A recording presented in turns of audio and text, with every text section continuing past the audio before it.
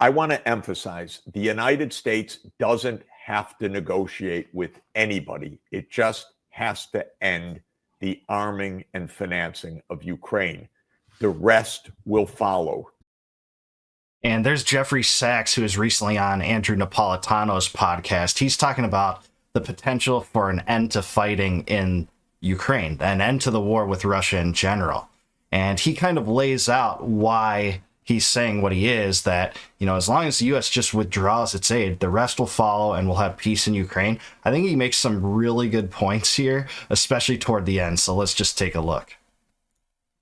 Your comments and observations on the statements by Secretary of State Marco Rubio and Foreign Minister Sergei Lavrov. I think what is implicit, maybe I'm reading too much into it, but I don't think so. I think what's implicit in what Secretary Rubio and the National Security Advisor Waltz said is that they got into the conditions for ending the war. In other words, behind the closed doors, they talked about neutrality, guarantees, and territory. Those are the three conditions. Those are what was on the table in near agreement on April 2022 in the Istanbul process, so-called. So it sounds like they did discuss those and that they will communicate those with the Russian side. If that's the case, this is moving forward. If it's not the case, the ceasefire is not moving forward. It's, I think, as plain and straightforward as that. When it comes to the European position, in one sense, actually, it doesn't matter in the following. If President Trump maintains the basic position that the United States is not going to continue to support Ukraine in a useless, destructive war when there is a clear way to end the war on the lines of the Istanbul process. If he maintains that, consequently, whatever the Europeans say does not matter. Sachs might be right there, but Trump's been waffling on this. We just got news that, some of the support will continue to Ukraine in exchange for their commitment to a ceasefire, it appears. And he's floated the mineral deal before, too. So we don't know exactly if that's the case, but Sachs is right. If, Trump goes back to his good instincts, stop the fighting, stop the war. In the sense that the war will end. The war will end because Ukraine cannot fight on without the U.S. armaments and the U.S. financial backing. Europe can say what it wants, but it cannot sustain Ukraine in the war, however wrong-headed that would be, by the way. It's just not logistically, financially feasible for Europe. Of course, it's the wrong thing to do anyway. But despite all their showboating, and I've said it on several episodes here, but I'd love for them to take that problem from us, bankroll Zelensky, but it just seems like it's such a, absurd idea. It's not even feasible. What is the only mistake that would come, and it was, said actually, so you can't rule out the mistake, but when this ceasefire was announced, it was also said that the U.S. would resume military support. I believe the word military was used, but support for Ukraine and intelligence support for Ukraine. President Trump said clearly in the White House that as long as Zelensky believed that the U.S. would always support them, he would continue to hold out, maybe for this very personal reason that has nothing to do with the well-being of his country, but only for his personal political well-being, if I could put it that way.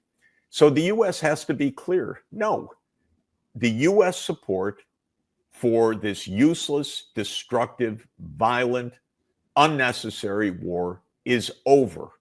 As long as President Trump says that, that's an America first foreign policy. As long as he's clear about that and unequivocal about that, the war will end. And that's the problem. He hasn't exactly been unequivocal about it. In fact, at times he's boasted about being the president that provided their javelins.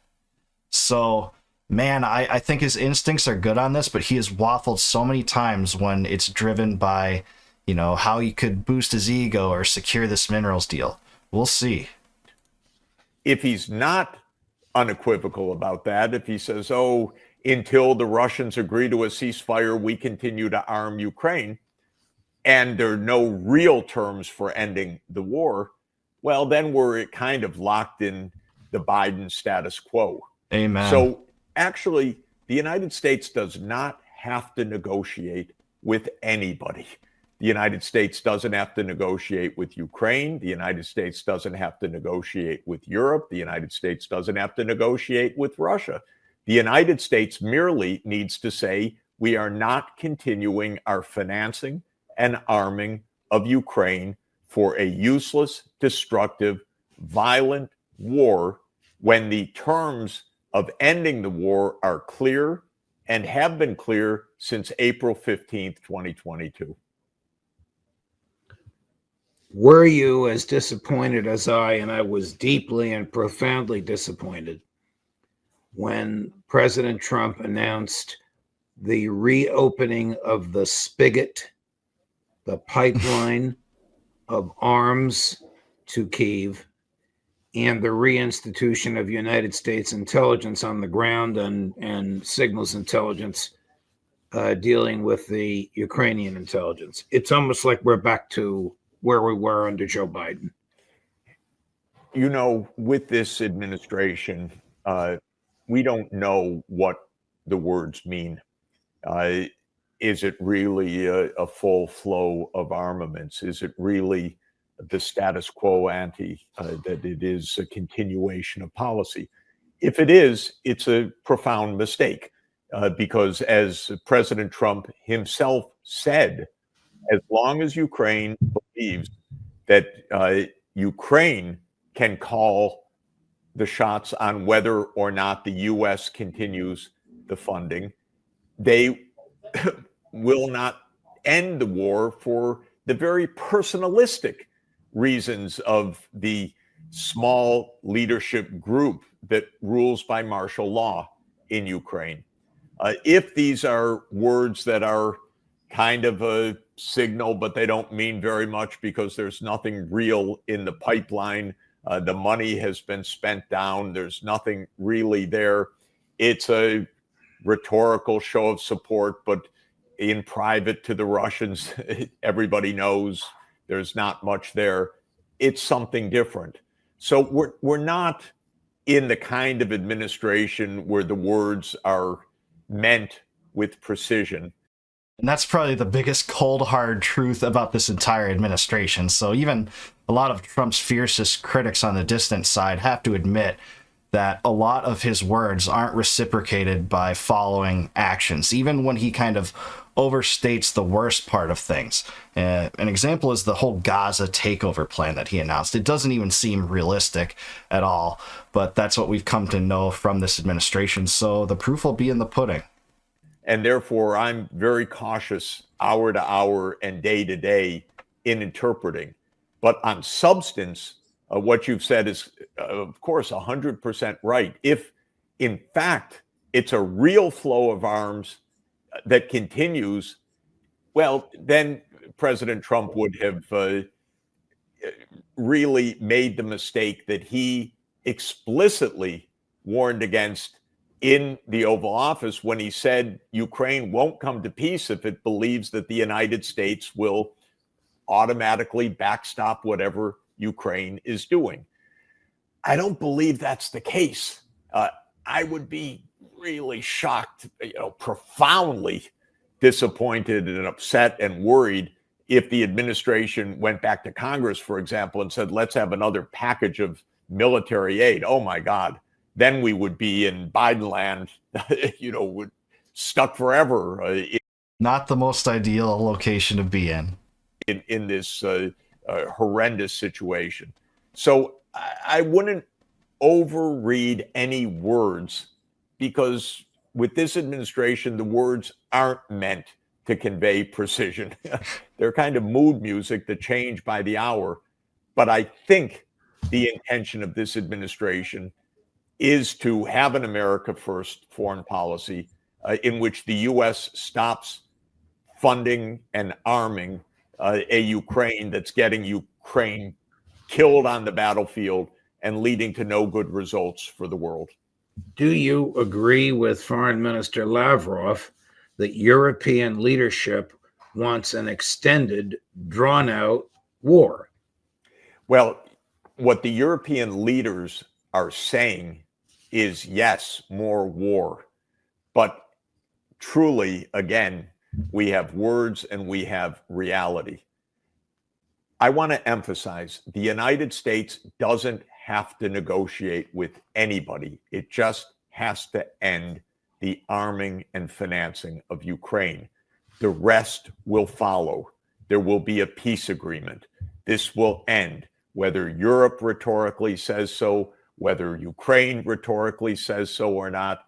The war will end because it can't go on. Wars are expensive. Wars require armaments. Wars require U.S. technical support. And that's the reason why the true American first viewpoint is terminate all aid to Ukraine, withdraw all the military resources that are there, all the intelligence resources there, and the rest will follow, regardless of any progress to a peace deal between Ukraine and Russia. The U.S. doesn't even have to involve itself in that. I think Trump wants to do that because he wants the notoriety and that as an accomplishment, but it's not necessary for us to disengage. The disengagement from the theater is what really is the most beneficial plan. The European rhetoric is tragic and absurd, completely misguided. They couldn't see an exit ramp if it was staring them in the face. So what they're saying makes no sense.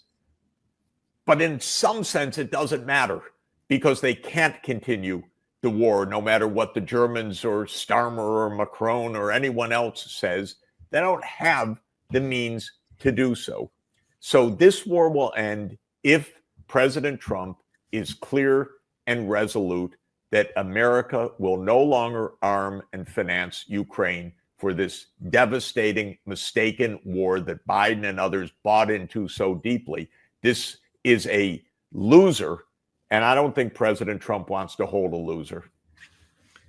Professor Sachs, thank you very much. Thank you for your time. Thank you for your intimacy, and thank you for your relationship with this show and with me, which obviously I'm grateful my to you. credibility and relationship with Minister Lavrov. It was deeply moving for him to come up to me and speak of you as a mutual close friend of both of us. Look, I think we need to be a friend of peace globally. This is the point, and we're close to it.